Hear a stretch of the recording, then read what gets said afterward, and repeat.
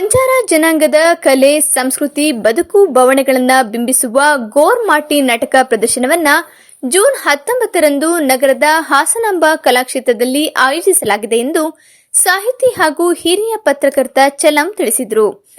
ನಗರದಲ್ಲಿ ಇಂದು ಸುದ್ದಿಗಾರರೊಂದಿಗೆ ಮಾತನಾಡಿದ ಅವರು, ಉಳಿವಾಲ ಸ್ಕೂಲ್ ಆಫ್ ಡ್ರಾಮಾ ವತಿಯಿಂದ ಈ ನಾಟಕ ಆಯೋಜಿಸಿದ್ದು ಬುಡಕಟ್ಟು ಸಮುದಾಯದ ಜೀವನ ಶೈಲಿ ಹಾಗೂ ವೈಶಿಷ್ಟ್ಯದ ಮಾಹಿತಿಯನ್ನ ಆಧರಿಸಿ ನಾಟಕ ಪ್ರದರ್ಶನ ನಡೆಯಲಿದೆ ಎಂದರು.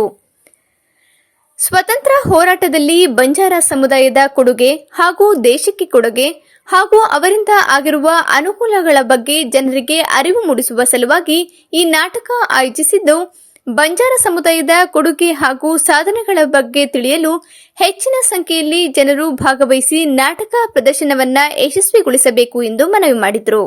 30 ಜನ ಕಲಾವಿದರನ್ನ ಒಳಗೊಂಡ ನಾಟಕ ಇದಾಗಿದ್ದು, ಸುಮಾರು 2 ಗಂಟೆ 30 ನಿಮಿಷಗಳ ಕಾಲ ನಾಟಕ ಪ್ರದರ್ಶನ ನಡೆಯಲಿದೆ.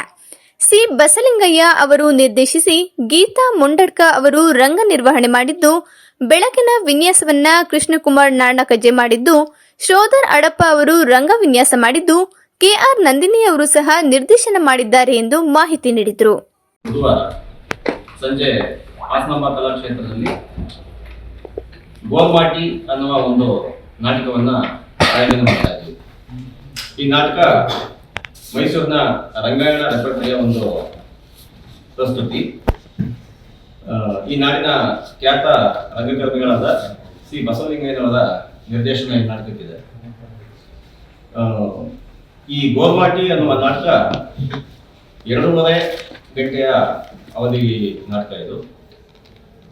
ಈ ನಾಟಕವು ಒಂದು ಸಮುದಾಯದ ಸುತ್ತ ಸಂಸ್ಕೃತಿಯ ಚಲನೆಯನ್ನ ಹೇಳ್ತಾ ಹೋಗುತ್ತೆ. ಗೋರ್ಮಾಟಿ ಅನ್ನೋದು ಮೂಲತಃ ಮರಾಠಿ ಶಬ್ದ.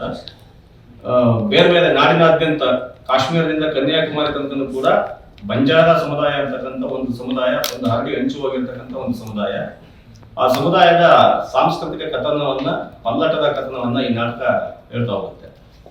ನಮ್ಮ ಕರ್ನಾಟಕದಲ್ಲಿ ಲಂಬಾಣಿ ಅಂತ ಕರಿಬಹುದು, ಆಂಧ್ರದಲ್ಲಿ ಬೇರೆ ಇದೆ, ಹೀಗೆ ಬೇರೆ ಬೇರೆ ಭಾಷೆಯಲ್ಲಿ ಬಂಜಾರ ಅಂತಕ್ಕಂಥದ್ದು ಬೇರೆ ಬೇರೆ ರಾಜ್ಯದಲ್ಲಿ ಬೇರೆ ಬೆಳಿಗ್ಗೆ ಸ್ನೇಹಿತರದ್ದು ಲಂಬಾಣಿ, ಲವಣಿಗರು ಅಂತ, ಉಪ್ಪನ್ನ ಮಾರುವಂತವರು ಅಂತ, ಲವಣಿಗರೇ ಲಂಬಾಣಿಗರು ಅಂತ. ಸ್ಥಳೀಯ ಹಾಗೂ ನಿಖರ ಸುದ್ದಿಗಾಗಿ ಸಬ್ಸ್ಕ್ರೈಬ್ ಆಗಿ ಬೇಮಾ ವಿಜಯ ಡಿಜಿಟಲ್ ಯೂಟ್ಯೂಬ್ ಚಾನೆಲ್ ಹಾಗೂ ಪಕ್ಕದಲ್ಲಿ ಕಾಣುವ ಬೆಲ್ ಐಕಾನ್ ಕ್ಲಿಕ್ ಮಾಡಿ ಕ್ಷಣ ಕ್ಷಣದ ಅಪ್ಡೇಟ್ಗಳನ್ನು ಪಡೆದುಕೊಳ್ಳಿ.